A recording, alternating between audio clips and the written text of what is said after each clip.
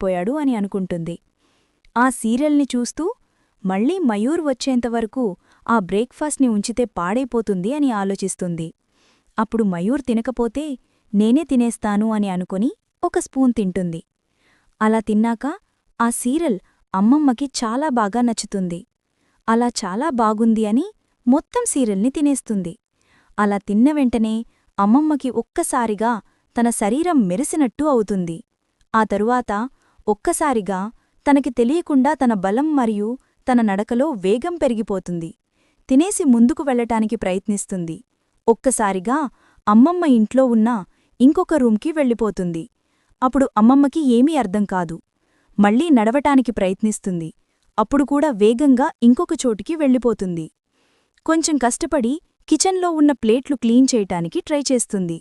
తనకి తెలియకుండా అన్ని వేగంగా క్లీన్ చేసేస్తుంది. అప్పుడు అమ్మమ్మకి